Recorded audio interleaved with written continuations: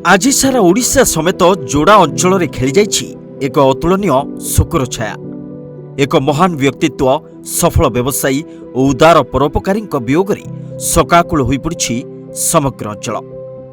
केन्दुझर जिला जोड़ा पौरपालिका अंतर्गत 4 नंबर वार्ड में बसवास करुवा सुप्रतिष्ठित और प्रसिद्ध व्यवसायी श्री दुशासन साहूंकर 92 वर्ष बयस परलोक हो जाइछि।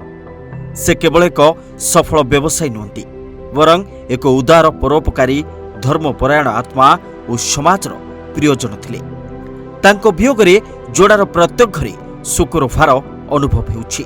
श्री दुशासन साहू जड़े दृढ़ नेतृत्वकारी, मेलापी और अत्यंत हृदयवान व्यक्ति थिबा सहित व्यवसाय क्षेत्र में असाधारण सफलता हासिल करथिले।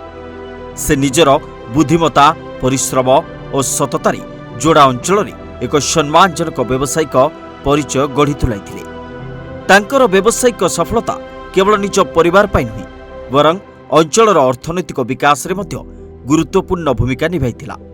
किंतु तांकर सबुठारु बड़ परिचय थिला एक महान परोपकारी, धनी गरीब समस्तंकु समान दृष्टि देखुवा से सर्वदा अभावींक सहाय्य करिबारे अग्रणी थिले। केवल आर्थिक सहायता नुहे समाजर विभिन्न क्षेत्र में तांकर उदार दान और सहयोग अनेकंक जीवन को आलोकित करथिला। विशेषतः धर्मपरायण श्री साहू जोड़ारे प्रसिद्ध लक्ष्मी पूजार प्रधान उद्योक्ता थिले। तांकर अक्लांत प्रचेष्टा उदार मनोभाव जोड़ारे मां लक्ष्मींकर एक भव्य मंदिर निर्माण हो पारिछि। एही मंदिर तांकर धर्मप्राणता और समाज प्रति दायित्वबोधर एक जीवंत प्रतीक रहिछि। तांको वियोग संवाद प्रसार हेबा मात्रे जोड़ा सहरर नामीदामी व्यक्तिंक ठारू आरंभ करी विभिन्न वर्गर लोक माने पार्थिव शरीर दर्शन पाई शो छुटाइथिले। समग्र अंचल में श्रद्धांजलिर एक विराट ढेउ उठिथिला, जहा तांकर व्यक्तित्वर महत्व को प्रमाणित करुछि।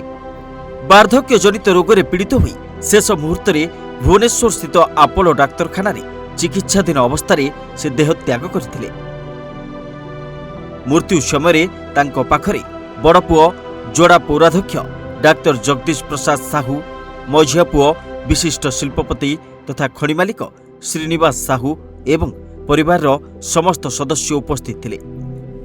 भुवनेश्वर प्रथमे तांको पार्थिव शरीर को जन्ममाटी कालिका प्रसाद ग्राम को निया जाइथिला। परे जोड़ाकु आनी समस्तंक श्रद्धांजलि ग्रहण करा जाइथिला। ओडिशा भास्कर परिवार तरफरु ए महान व्यवसायी, उदार परोपकारी और धर्मप्राण आत्मार सद्गति कामना करछु। एबे तांको सुपुत्र श्रीनिवास साहू सबु दायित्व को निज कांधकु निछन्ते। बापा छाड़ी जाइथिवा साम्राज्य को आगकु नेबाकु जारी रखिछन्ती उद्यम। Bureau report, Odisha Bhaskar.